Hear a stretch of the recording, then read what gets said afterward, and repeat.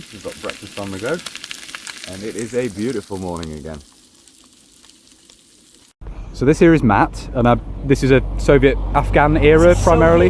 Yeah, Afghan era, late 80s, late mid-80s. And you're going to run through the kit you're wearing and some of the stuff on the display? Most of what I've got on is part of what is known as the former 1988. It's the 1988 uniform regulations. It consists of a M88 set of fatigues, the top and the trousers, which are fairly standard cotton uniform. They are quite a modern cut compared to a lot of the older stuff, but much more similar to the Western stuff. And it's topped off with a 6B3 flak vest. Now, these are interesting because they were offered much more protection than equivalent NATO gear, because these had titanium plates in them. There's a few dozen plates in them anyway. They offered pretty good protection. They were heavy, and the plates were often lost because they were heavy. But yeah, these came into service middle of the 80s, experience in Afghanistan. A lot of people were receiving pretty nasty wounds from shrapnel, and it just sort of motivated development of body armour, which had previously not been a priority for the Soviet Union because of the mechanised warfare doctrine. The guys were never supposed to be more than a few hundred metres from their APCs. So that's what I'm wearing. Oh, the boots. The boots look a bit archaic, and they are. They're essentially the same thing that were worn since almost the turn of the century.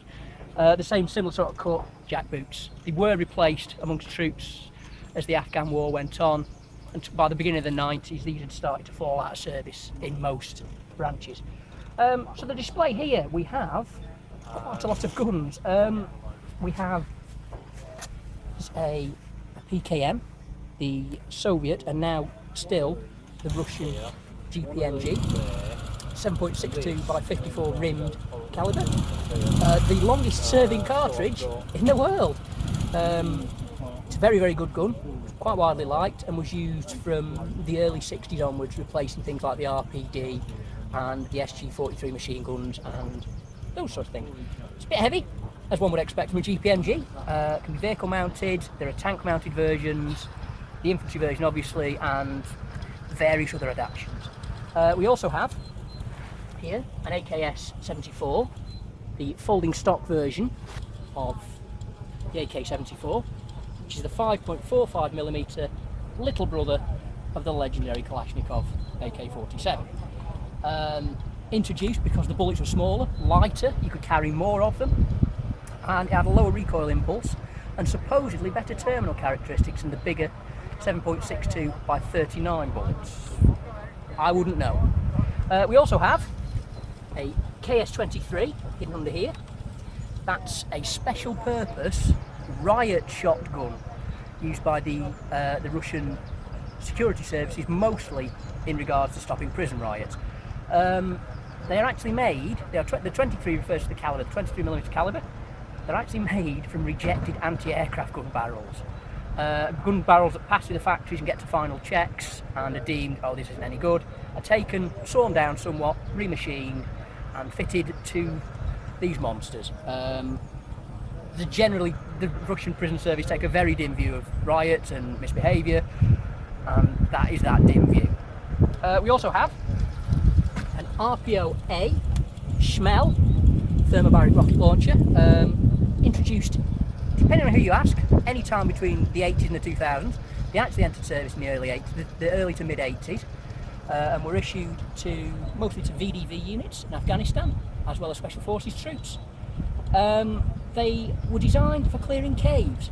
The thermobaric rockets were found to be very effective against the tunnel systems used by the Mujahideen, whereas conventional high explosive and fragmentation weaponry was quite poor due to the build-up of the tunnels. It's a single shot launcher, 93mm caliber, and supposedly the apocryphal story is a single rocket out of one of those has the same destructive power as a 152mm artillery shell. There's that. We also have a DP5A dosimeter with its probe. This was a fairly standard kit for taking radiation measurements in the field from the 60s onwards, although I believe nowadays it's been replaced by far more modern gear. It's a little bit heavy. It works, it does its job, it can measure beta and gamma radiation with the probe. And I don't know if you can see, somewhere on here Oh, it should be. No, it isn't. No, ignore me. Normally the boxes include a small piece of strontium 90, sorry, which is for testing the probe to make sure it still works. We have a field first aid kit, which is quite an interesting kit because it focuses very heavily on chemical and radiological injuries. A lot of the medication there is for prevention of radiation sickness, radiation burns, all sorts of nasty chemical stuff, as opposed to physical injuries, which are treated with bandages and tourniquets, basically. 2 stripper clips of 7.62 by 54 rimmed ammunition, which is the same thing for PKM fires. And here we have a set of PNV 57A night vision goggles. You'll sometimes hear these referred to as tank driver's goggles because they're on the tank driver's helmet. They're actually much more multi-purpose. By the time they were introduced, excuse me, most Soviet tanks, most Warsaw Pact tanks had built-in night vision equipment. And in any case, it'd be a daft idea to stick your head out of the tank wearing those and expose yourself to whatever's going on. So they weren't used with tanks, they were used with things like supply trucks, reconnaissance guys on bikes and Jeep type vehicles, and also engineer vehicles, which were also not fitted with night vision goggles. You can use it as an infantry device as well. It comes with a little infrared torch and it all hooks together nicely to one power source, so you can see where you're going in the dark.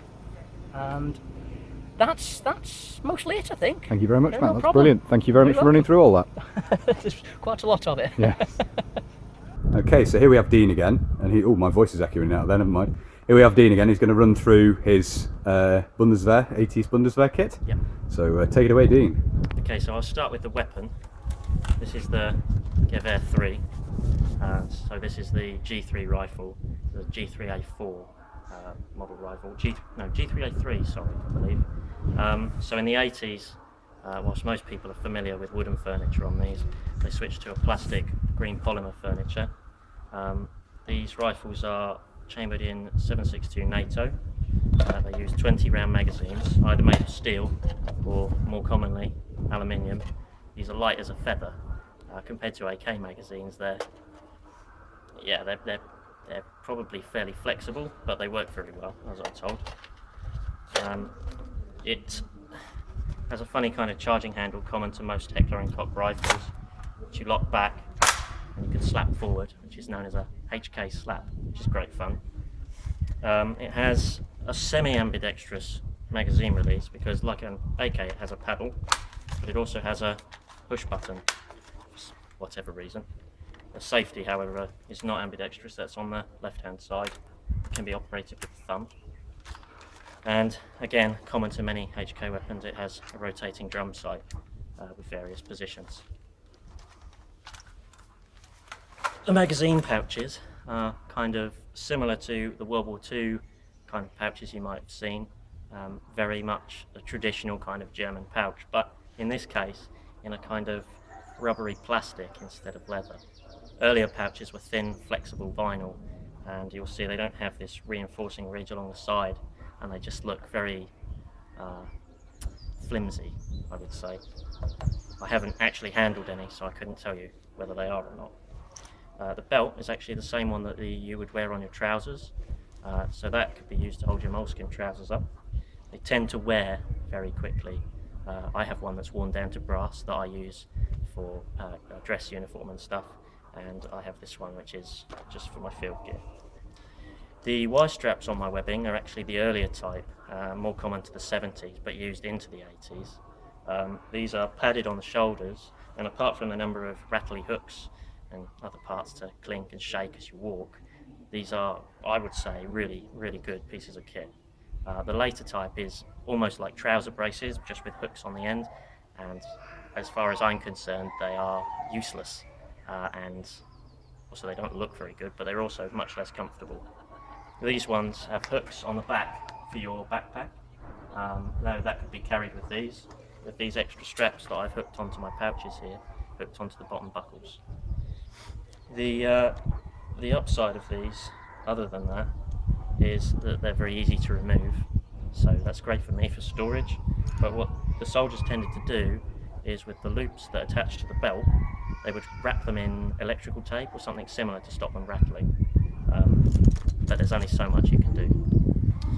In the 80s, the tendency was to ditch a lot of the equipment that was supposed to be carried. So the entrenching tool, for example, the pouch seems to have often been worn from what I've seen in footage, but not the shovel, which is good because I don't have one. You'll also see the canteen not being hung on the belt. I've been told by a veteran that it was generally, instead, carried in the gas mask bag. Now this is the canteen. It's a 3-piece kind of thing, and it's a bit of a faff to get apart, and actually this bottom one is stuck, but you have 2 kind of mess tin type jobs and a nice aluminium canteen. From a collector's point of view, these are prone to corrosion, so maybe not the best thing to drink from. And now I can't close it. So that, in the earlier period, was actually carried on the belt, along sometimes with the bread bag, but the bread bag had completely gone out of use by this point. Early 80s, 83. I'll put that on the ground. The gas mask bag is this rubberized, well, pure rubber bag basically, rolled top to keep it sealed, and the mask is the M65. I don't have a filter for this one, but in my experience it's one of the more comfortable gas masks I've owned, somewhere up there with the S6 I would say.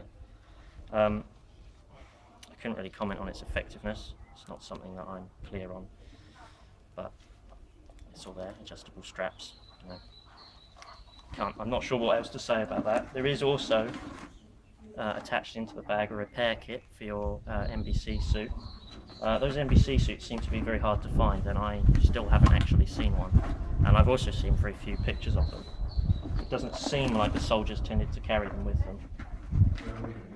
One thing that I haven't mentioned is that sometimes you'll find slings for the rifles with a little plastic tag on.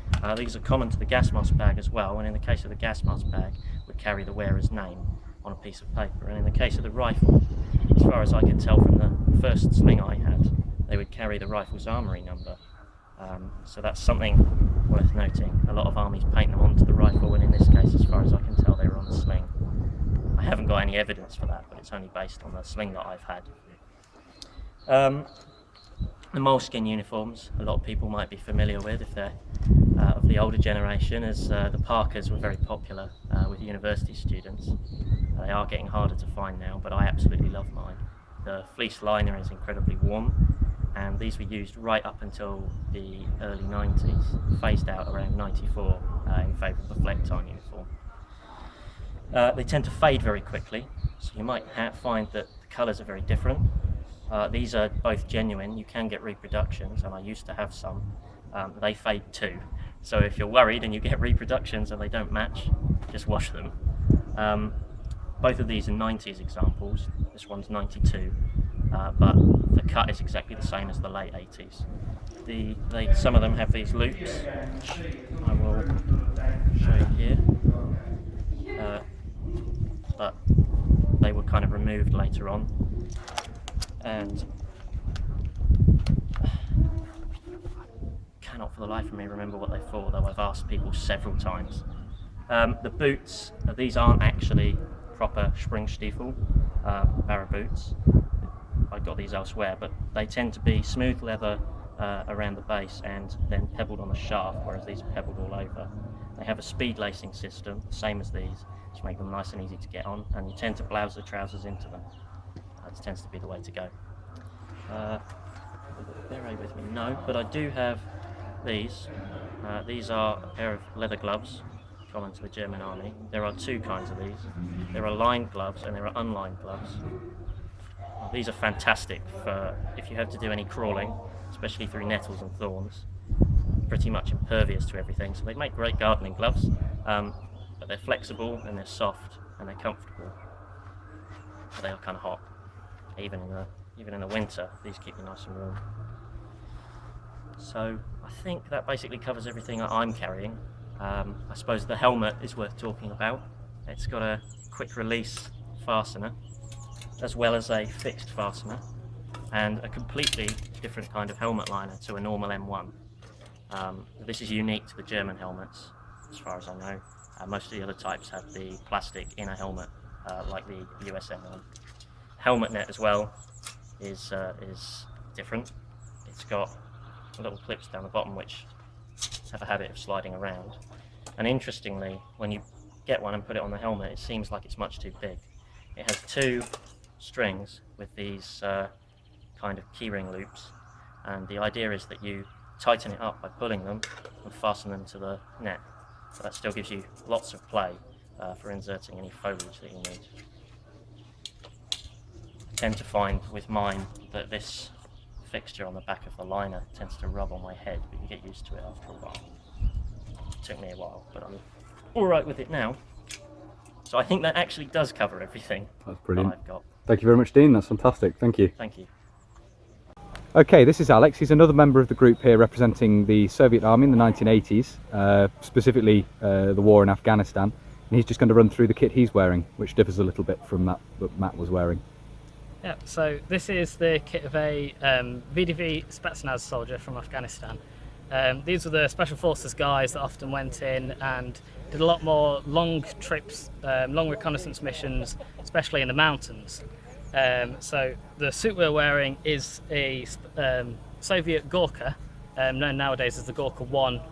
And these were a mountain suit that were originally based off of consumer ones that were available to anyone to buy back in the 50s.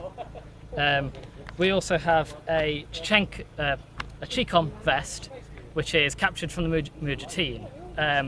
At the time, the Russians didn't really do vests and chest rigs like this, and a lot of them pretty much solely had the belt systems with the pouches for magazines and grenades. Where available, the VDV guys, so that they could carry more equipment on them, would either take these off dead Mujahideen soldiers or trade them with the locals that had managed to capture them and get them after battle. One of the other interesting things is that they could all wear their own kit and buy their own things, especially as they did earn more than the standard soldier. In the 1980s, the Russians, for the Moscow Olympics, made a deal with Adidas to create a factory in the Soviet territories so that they could produce Adidas shoes and other items for their Olympics team. And one of these that was often worn and very much favoured by the Russian Spetsnaz were the Gazelles and their Russian-made equivalent, which were known as Mokbas, to remove any of the Western propaganda of the Adidas logos from them. But where possible, they would buy the originals because they were a little bit more well-made and a little bit higher quality materials. We also have a standard infantry SSH 68 helmet and the classic aviators. It was quite common for a lot of the guys, both in infantry and special forces in the 80s, to wear aviators and other things that were very Western and American, because at the time a lot of films like the earlier Rambos and things like that were making their way into the Soviet territories, and all of them wanted to be like the GIs. We also have a gas mask pouch, which this is a Soviet item originally for the GP5. But in Afghanistan they didn't tend to use gas masks that much, especially with the VDV guys, and generally used it as an all-purpose small carry-all for additional grenades and things. Going on to grenades, we've got a bit of a mix of them on this kit. There is the standard RGD5, and in this pocket we also have the F1, which are the offensive impact grenades. And here on the chest you can also see the NSP-1 smoke grenades. As a primary weapon, there were 2 main choices for the Spetsnaz. It was either the AKS-74, like I'm using here, or alternatively the AKMS, which had the underfolding stock, which was preferable due to its ability to have a nice suppressor on it. And as a sidearm, we often had a mix of either the standard PM Makarov or the Stechkin APS, which is a fully automatic pistol designed based on the Makarov but scaled up, and often used for tank crews and Spetsnaz soldiers due to its fully automatic ability. Just going back to the shoes briefly, this was specifically because the standard issue boots weren't great for mountain warfare, is that correct? Yes, that's right. So the standard boots at the time were either leather or cotton shoes, often cotton soled. They didn't really have rubber soles at the time on issued kit in the 80s in the Soviet Union. So the Adidas shoes that they were able to get hold of were a lot more comfier and were a lot more suited to long hikes and other mountain terrain. Excellent. Thank you very much for that, Alex. All right. That's brilliant. So this is something for collecting Nick. This is a display that's here on obviously US Air Force Security Police. Come around here, you can see all that stuff there, and also has the Desert Tan Alice gear, which I know he's also interested in. I've seen his video on that, which was very interesting. So yeah. Okay, this is Sean. He's going to take us through this Trabant Kubel. Yes. Take us through some of the details. Away, over to you, Sean. Okay, so what we've got here is a 1962 Trabant P601F, and the F stands for Forced, which is basically a forestry vehicle.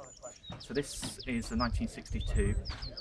The Trabant didn't actually come out till 1964, and the reason that this is a 1962 is because there was such a shortage of vehicles that they had to use a Trabant P50 and put a Kubel body on there, hence why it's 1962, although the body wasn't put onto this until the 70s and then updated in the 80s. So of all of the Kubels that were produced by East Germany, there were 4,800 military MVA Kubel wagons, Trabant Kubels rather, and only 2,000 forestry. And in addition to that, there were 900 civilian versions of the Kubel which went abroad. It was for export. It didn't really get sold in the DDR at the time. This vehicle is actually unique in the UK. There isn't another forestry one here. They're fundamentally the same as the military version, although they're stripped of all military things such as radios, the mount for the guns, and the AK-47s. The only thing they retain similar to the military one is the actual first aid kit. They're all the Kubels are exactly the same engine wise. They're all a 5.9 5cc 2-stroke 2-cylinder engine. The interesting thing with the forestry one is that in an event of a war, they would have been handed over to the civil defence. This would have been because obviously at the time of war they would have needed as much transport as possible. Although there are a lot of stories about the forestry administration in itself, because it was divided into two. One was the civilian part of it and the other was the military. Military tended to tend to the forests that were near to borders, and there were rumours that these were used for spying across the border, because obviously coming under the guise of forestry they probably would have gone reasonably unnoticed at that point. If you have a look inside the Kubel, you'll see that it's got the 1970s dash. If you look at the combi, which is over there, that's got the 80s one. So this is an early 70s dash, and they're very simplistic. There's not much to them really. So you have literally just a speedo. The controls in the centre there, below the flag, are actually for the Scirocco heater, which I'll show you in a moment. Just got lights. You even have to manually pump the water for the windscreen wipers. Obviously it's steering column gear change as well. This is the seats that you would have had at the time. These kind of seats, although it's like a faux leather, would have been the height of luxury.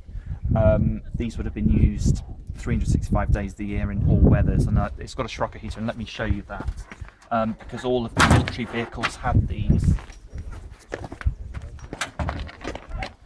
So this is the engine. It's a bit dusty because we've been on a road run today. So another feature on both the military and the forestry Kubel wagons was that they had a standalone heater. So you had the standard heating system, which you can see with the pipe. So this is your cold air, and then this is a heat exchanger which gives you heat, which is great for a Trabant that's enclosed.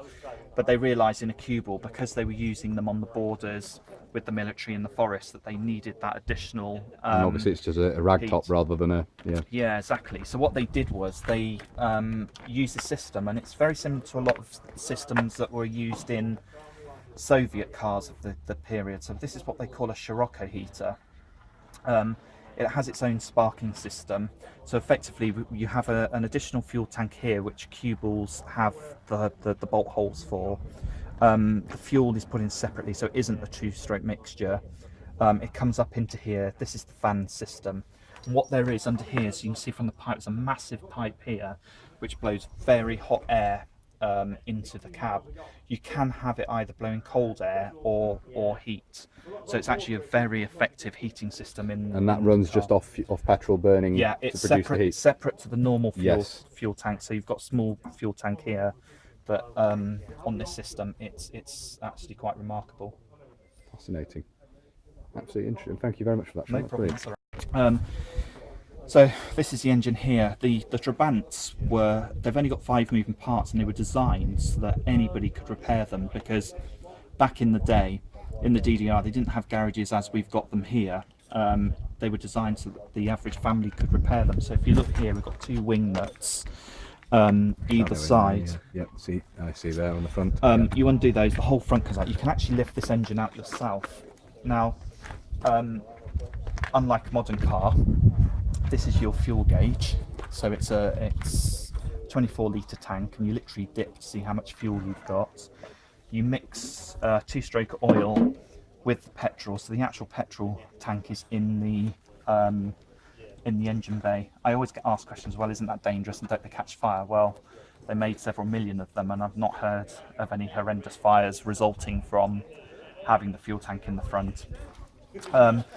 At the moment it's set up for summer mode because you have to manually change the air filter, so in the winter the pipe's actually pointing off the hot engine. Very simplistic, as I said. There isn't that much to them, to be honest. The forestry cue balls were painted a slightly different colour to the military ones. So what you'll find with a forestry one is that they tend to have a logo on the side. The Trabant isn't original to the car. Wheels are slightly different, so the military ones were a bit darker green than these, and it was really just to identify that it wasn't a military cue ball. These were all sold off when the wall actually fell, but the proviso of anybody purchasing a forestry or an MVA cue ball was that they were painted in normally a quite hideous colour, so you get a lot of pink, a lot of bright blue cue balls, because that was the condition of buying them once the wall had gone down. So you still see in Germany some quite horrendous coloured cue ball wagons, but they are absolutely great fun. Value wise, a forestry one, if you were to buy one these days, would cost 15 to 20,000, which GBP. Yeah, pounds. Yeah. If you're looking at a normal Trabant, prices for a decent one in the UK is about 3,500. So you can see the comparison between the two. Cue ball's very desirable, for obvious reasons, on a day like this particularly. Yeah, definitely. They're great fun to drive. Obviously, for example, we're going to be driving this back on the motorway today, and we tend to stick at around 50, 55 miles an hour. The problem we have with them is they are so light that whenever a lorry goes past, you get sucked in. So you do have to have your wits about them. But the one thing I will say, I've had some amazing cars in my time, and this is probably one of the only ones that really does genuinely put a smile on my face, because they are such good fun to drive. Fascinating. Thank you very much indeed for that, Sean. Okay. That's brilliant. It's a Thank you. pleasure. So that was Soviet Threat at Hack Green for the spring of 2019. There is, of course, also an autumn event there. We won't be attending, unfortunately, but other reenactors will. So if you're interested in going to that, I highly recommend going to the bunker itself. Is fascinating to look round, and obviously the historical displays are always a good addition to that. What I'll do now is the usual thing of running through the bits and pieces picked up at the weekend. Nothing major, but a few nice bits and pieces. First of all, from my friend Alan, I purchased this, which is a tin of metal polish paste, the Soldier's Friend pearl plate paste it's called, which is very nice, and you can see there on the back all the printing and everything is still in very nice condition. A lovely thing to have, and a nice addition to the small kit collection. Always nice to pick up items like that. Another item picked up, this was an exchange, not purchased, but this was exchanged for some S6 respirator spectacles. This was turned up for me. It's a replica of a baton used in Northern Ireland, so part of the Northern Ireland collection. Very nice. Jay Spencer, who's works at Hack Green, turned this up for me, or had it turned up for me in exchange for the S6 spectacles. So that's a nice addition there. Obviously a replica item, but nonetheless. Another item picked up, which I needed to get. Well, needed is always a good word to use in collecting, but never mind. Needed will suffice here. to finish off the collection of 1958 pattern pouches, or finish off the pair I was missing one from. This is one of the clean 4th issue pouches with none of the fittings on the side for bayonet or Energa pouch. This is the right hand pouch, missing the Energa pouch. As you can see there, obviously the loop and everything for the poncho roll still there. Dated 1992, but it finishes off the collection rather nicely. As I said in the video I did looking at the 58 pouches, I was missing these, so to have that in the collection to finish that off is very nice. So picked that up. And from my friend Peter, who I've mentioned previously in one of the Victory Show videos I did, who's previously very kindly provided me with a frame for my GS rucksack, has also brought me a pair, very kindly gifted me a pair of 2 pairs of lightweight trousers. And these are early issue lightweight trousers, a worn pair, and I have basically a mint condition pair here. And I say early, these are very early. They have the pre-metric sizing there, so very nice. The contract number dates these to around the very late 70s, early 80s. CT4A 517 on these ones. Difficult to read on the other ones because they're more heavily worn, but obviously very nice, crisp, clear label in this pair. So it's nice to have a pair for wearing, and I have tried these on, they do fit, and a pair to go in the collection and be kept in mint condition, fingers crossed. So a very, very nice, enjoyable weekend, I have to say, away at Hack Green. Very warm, wearing wool. I think the area we were was actually hotter than Greece over the weekend, so very warm indeed, but very enjoyable. That's everything I wanted to say in the video, I think. So I'll just go on to say my usual little spiel of, if you like my videos, and please do consider subscribing if you haven't already. And if you're newly subscribing or already subscribed, then do make sure you've hit the notification button, which obviously will alert you when I upload future videos. Also have a Facebook and Instagram page where I've posted up quite a lot of photographs of what was going on over the weekend. I'd also like to give a shout out to Cold War Conversations, which is a group on Facebook, which I will also put a link to. It has a website. I'll put a link to the website rather. I'm aware of it through a Facebook group. Who interviewed me at the weekend and interviewed other reenactors who were there, and have done interviews with all sorts of people who are involved with the Cold War in various different ways. They run a podcast. It looks very interesting, and I would highly recommend going and having a look at that, because, as I say, it looks very interesting, and I've listened to some of them already, and there are some fascinating stories to be told there and to be listened to. So highly recommend checking that out. As I say, link to that in the description as well. That's everything for now, so until next time, bye for now.